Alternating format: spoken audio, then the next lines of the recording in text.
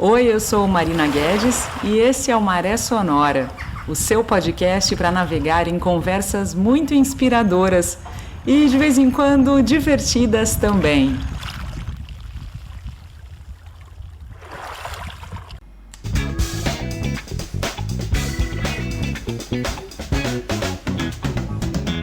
Bom, e você vai conferir a partir de agora o segundo e último episódio com a Ana Mesquita, que é nadadora, fotógrafa e escritora. E na semana passada contou como é que foi a travessia dela no canal da Mancha, a Nado. Esse episódio de hoje é a continuação dessa série com a Ana e se por acaso você perdeu o bate-papo que foi ao ar no domingo passado ao meio-dia, a minha recomendação é que escute aquele lá antes de ouvir o bate-papo de hoje. E para isso é super fácil, basta acessar o menu aqui do podcast Maré Sonora e assistir. Você pode assistir no Spotify ou pelo YouTube também.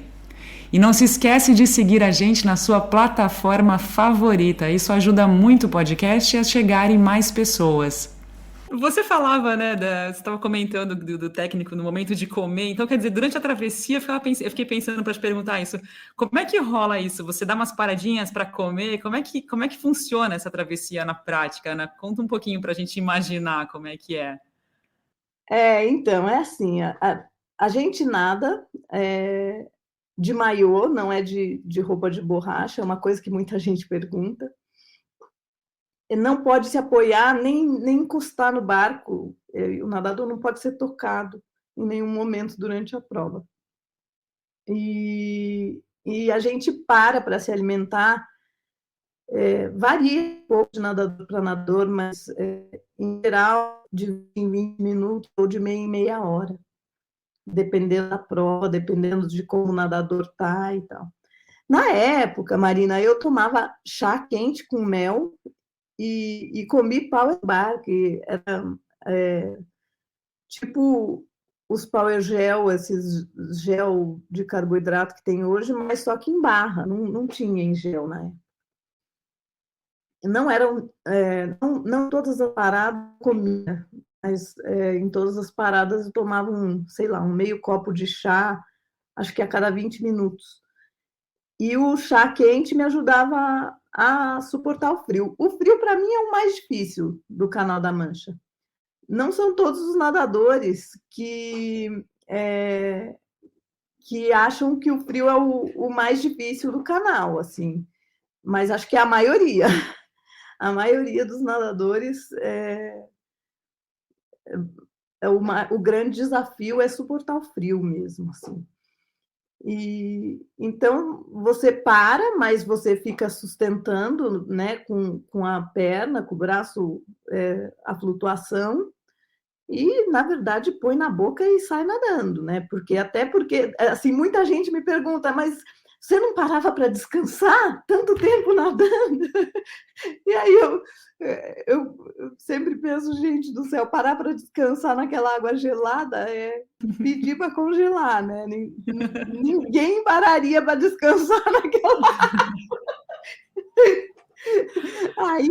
Aí é que esfria mesmo. Quanto frio, Ana? O que é 14, 16 graus Celsius? Como é que era essa temperatura? Eu fiquei pensando nisso também. Estava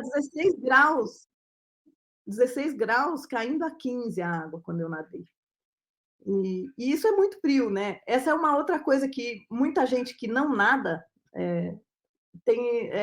não tem muita ideia de que uma água a 15, 16 graus é muito, muito frio. Porque se você pega como parâmetro a temperatura ambiente, né, de um dia que está a 16 graus, você fala assim, não é tão frio assim.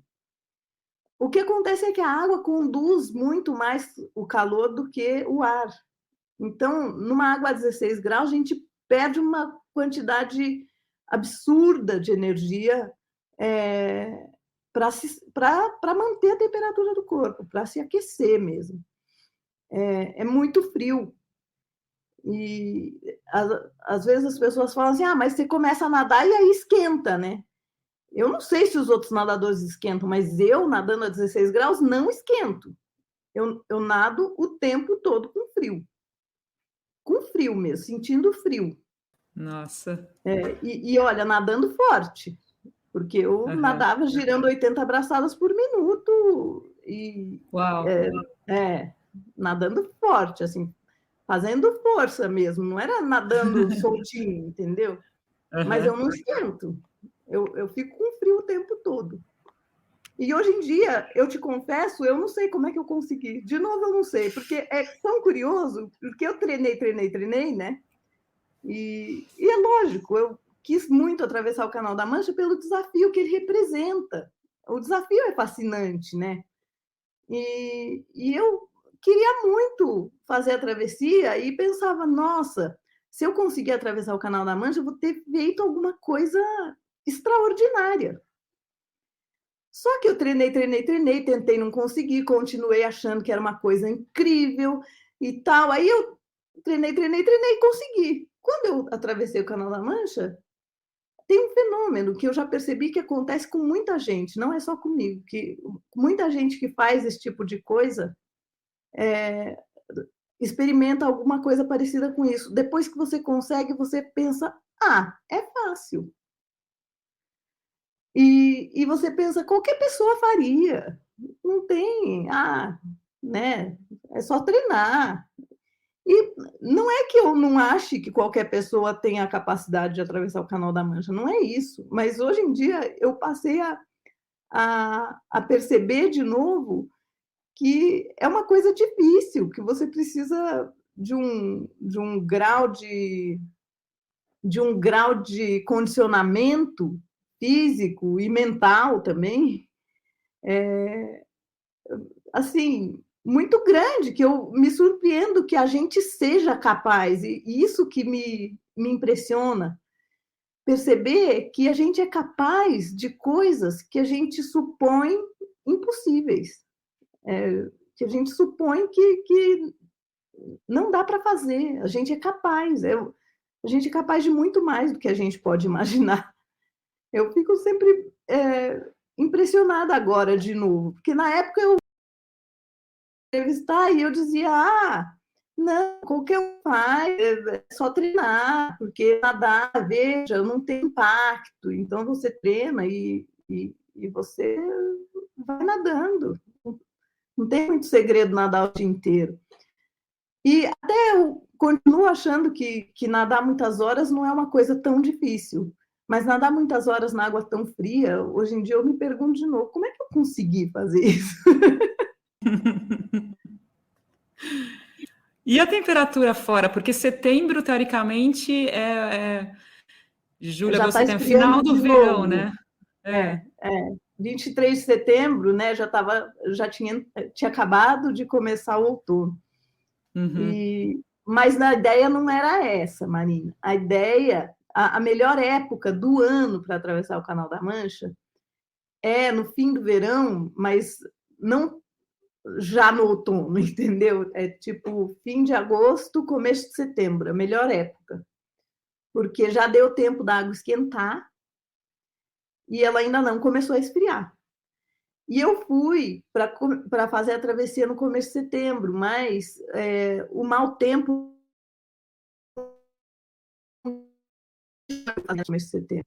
Então eu fiquei para fazer nas niptais seguintes. É assim, no Canal da Mancha, a gente faz a travessia quando a maré está baixa. Porque quando a maré está mais alta e tem mais água correndo no canal, o zigue-zague que a gente faz lá fica grande demais, porque as correntes são laterais e se invertem de 6 em 6 horas. Funciona assim uma briga de oceanos. De um lado está o Mar do Norte, do outro lado está o Atlântico. Quando a maré está alta em um, está baixa no outro, e a água está correndo, né, do Atlântico para o Mar do Norte, dali 6 horas inverte. Tem um período curto de água parada, quando está invertendo, e daí inverte e começa a correr para o outro lado. E essas correntes são bem fortes. Quando a maré está alta, são fortes demais e nem tem travessia. Nenhum nadador tenta a travessia quando as marés são mais altas. Então, quando não deu para eu atravessar no comecinho de setembro, eu tive que esperar as nip tides seguintes. e acabei atravessando só dia 23. Mas, assim, eu estava treinando lá no começo de setembro, a água estava a 18 graus, assim, e aí os dias foram passando, e a lozinha na prainha do Porto, onde a gente ia treinar, que tinha a temperatura da água, mudou para 17, e depois a lozinha mudou para 16, e eu lá treinando. E num certo desespero, para falar bem a verdade, assim, sem nem saber se eu ia poder mesmo tentar de novo, né? E a água esfriando e tudo isso. Um tempo duro, assim. Eu acho que esse é Enquanto um outro desafio do canal, que a gente não sabe quando a gente vai atravessar, né? O clima lá é tão instável que a gente fica esperando um dia propício. E a gente fica sabendo na véspera que a gente vai atravessar no dia seguinte. É muito E Ana, louco isso. eu fiquei imaginando assim, quando você falava, porque o Canal da Mancha ele está entre Inglaterra e França, né? Sul da Uhum. Inglaterra e norte da França. Como é que funciona? Eu queria fazer duas perguntas em uma, fazer um combo de perguntas. A primeira coisa, você sai da França sentido Inglaterra ou é o contrário? E nessa mesma pergunta, outras pessoas vão contigo no mesmo dia? Existe, assim, por exemplo, o dia da galera atravessar o Canal da Mancha, ou é uma coisa individual que ninguém sabe que outra pessoa está na água? Como é que rola isso em termos de organização da atividade, do Não, fado, assim, tem uma associação que regula, né? E, na verdade, hoje em dia tem duas, né? Porque eu atravessei tinha uma só. E a gente fica sabendo que tem outras pessoas nadando. No mesmo dia que eu tentei, na primeira vez, uma brasileira atravessou, a Dayusa Damas, e ela conseguiu. Depois, quando eu tentei e atravessei no ano seguinte, ela tentou e não conseguiu. E eu sabia também que estava na água no mesmo dia que eu, a Karen Burton, que é uma nadadora, nossa, faz muito tempo que eu não tenho contato com ela, mas uma grande nadadora americana. Na época ela era vice-campeã mundial e ela atravessou no mesmo dia que eu. Ela fez 9 horas e 4. E a gente fica sabendo que tem mais gente na água, né? Porque, na verdade, esse mundinho é um mundico, né, Marina? Hoje em dia, muito mais gente faz. Mas, mesmo hoje, o mundo das águas abertas é um mundico, assim, esse mundo o que a gente hoje chama ultramaratona aquática, né? Acima de 16 quilômetros é considerado ultramaratona aquática, acho que é 16. E na minha época, na verdade, a gente chamava de águas abertas ou maratona aquática. As provas do Mundial da FINA tinham no mínimo 25 quilômetros. Era tipo outro esporte, antes de virar esporte olímpico, a maratona aquática em 10, né, que é o que tem hoje. Mas é um mundinho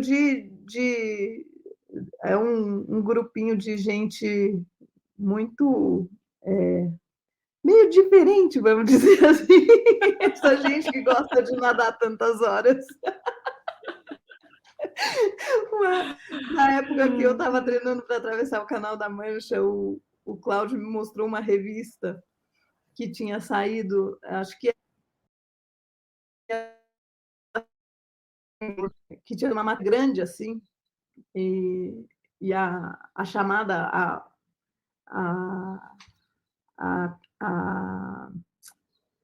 a chamada da matéria era Heroic or Insane. Para falar dos nadadores de águas abertas, Open Water Swimming, heróis ou insanos. Eu acho que mais para insanos do que heróis. Mas de louco todo mundo tem um pouco, né? Cada um com a sua loucurinha. Ainda bem, né? Ainda bem, isso eu acho Ainda bem. sensacional. Seria muito chato se fosse normal, né? Eu acho que seria um mundo muito Então. sem graça, né? Agora eu não respondi o outro pedaço da sua pergunta. A gente atravessa da Inglaterra para a França. E, na verdade, era conhecido como The Hard Way, o caminho difícil, né? O mais duro, porque os tempos mais é mais rápido, em geral, nadar da França para a Inglaterra. Tanto que, dos nadadores que fazem a de volta, é comum que façam um tempo mais curto na volta, né, voltando da França para a Inglaterra, mesmo já tendo nadado uma ida, do que a ida. Então, é mais duro atravessar a Inglaterra-França, mas toda a estrutura da travessia está na Inglaterra. A França não é muito amiga dessa história de nadar o Canal da Mancha. Eles não gostam muito dessa brincadeira. Tanto que a gente chega lá e sobe no barco e volta para a Inglaterra.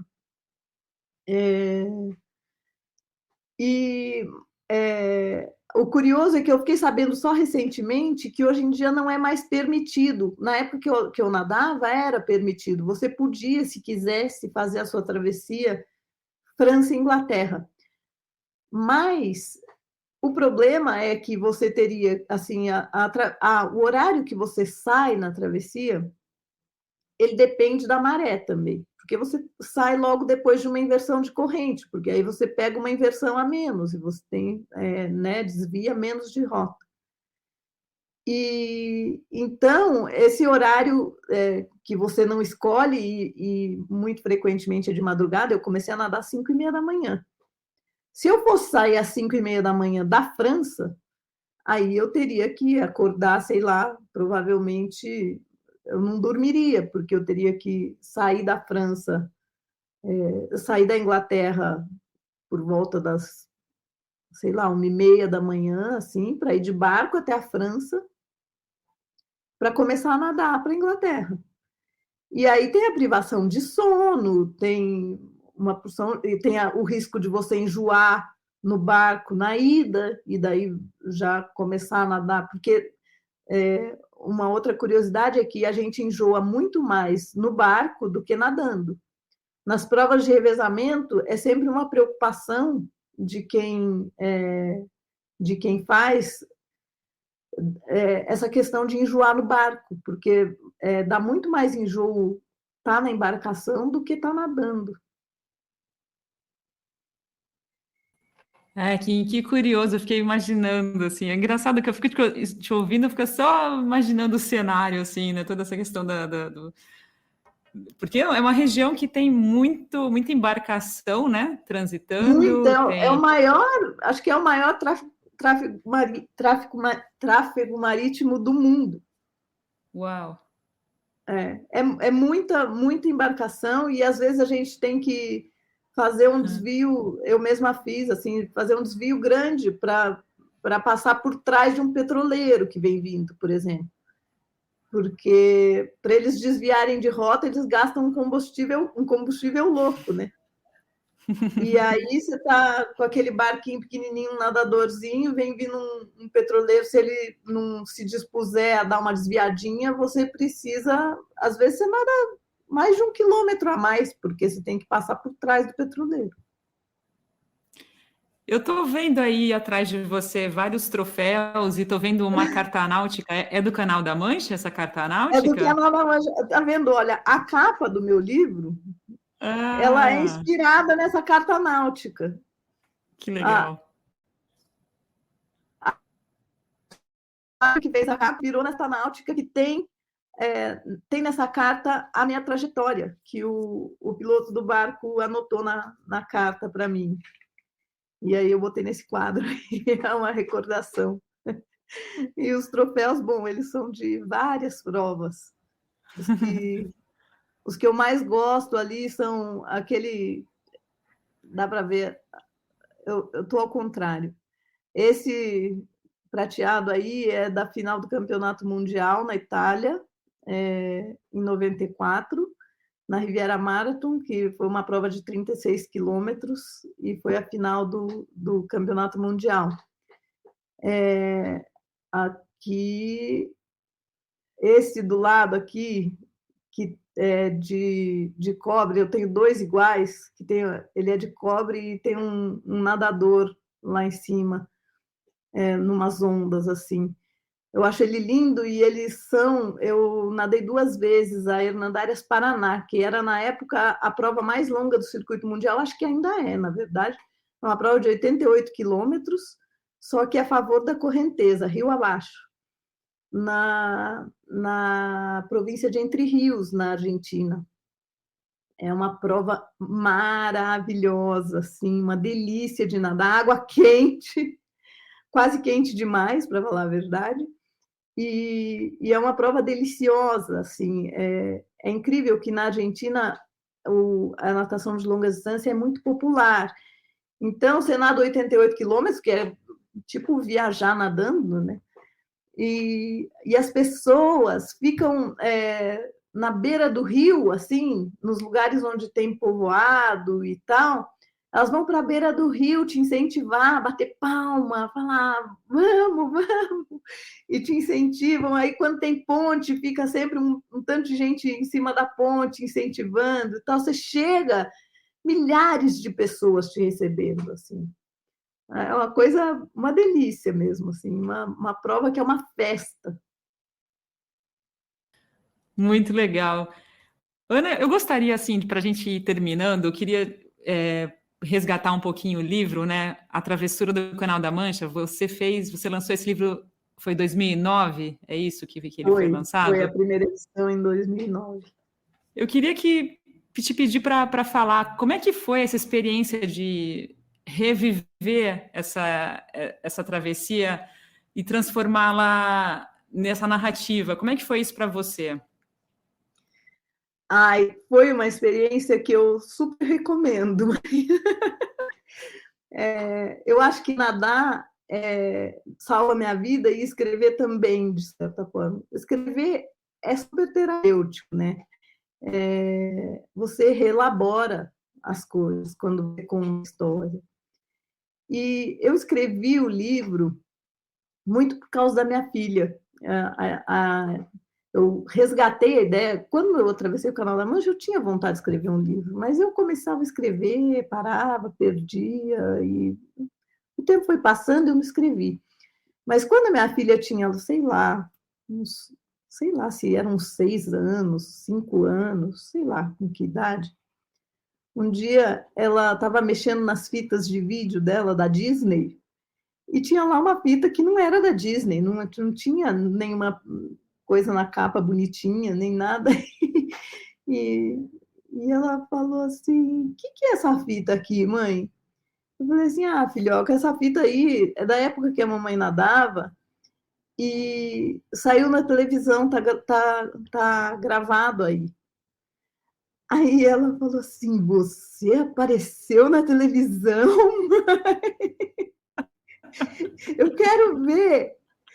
E foi tão bonitinho, porque a, ela viu as matérias, né, que contavam da minha travessia, e então ela assistiu todas aquelas pequenas matérias, aqueles flashes, dando entrevista e tal, e aí ela começou a contar a história para todo mundo. E era muito bonitinho, do jeito dela, né? Ela entendeu lá tudo, sei lá, daquele jeitinho dela. Era muito fofo ela contando. E foi nessa época que eu falei assim: ah, eu quero escrever a história para a Clarinha. Eu realmente escrevi o livro. Depois ainda demorei um tempo para conseguir editor e tudo, mas eu acho que esse reviver da experiência através da escrita, a gente reelabora muito. E esse ano saiu a terceira edição do livro e eu fui ler o livro porque o editor perguntou se eu queria mudar alguma coisa. E no fim eu resolvi não mudar, mas tem uma porção de coisas lá que talvez eu contasse diferente se fosse hoje, entendeu? Em como eu sinto, em como eu penso as coisas hoje em relação a quando eu escrevi. Mas é datado, né? É datado o livro e continua tudo valendo o que eu escrevi lá. Então, eu não quis mudar nada daquilo, mas a gente vai a gente vai mudando e ressignificando as experiências da gente ao longo da vida, né? Eu já estou com 52 anos e, nossa, já mudou muito o meu jeito de encarar não só essa experiência específica de atravessar o Canal da Mancha, mas a própria maneira de ver a vida e o mundo, né? Eu já mudei tanta coisa. Eu acho que a gente só para de mudar depois que a gente morre, né? É um bom sinal a gente mudar, porque enquanto a gente está vivo, a gente vai mudando. Concordo totalmente contigo, Ana. Eu gostaria de te agradecer. Oi, fala. Não, eu ia contando só mais uma particularidade. Eu escrevi o livro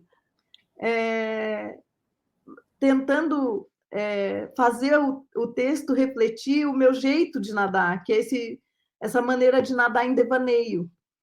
Então, é por isso que o meu livro ele vai e volta, vai e volta.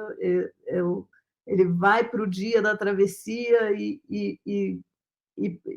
vem para o que eu estava pensando, supostamente, enquanto eu nadava, porque eu nado assim, pensando na vida e tal. Então, as reflexões,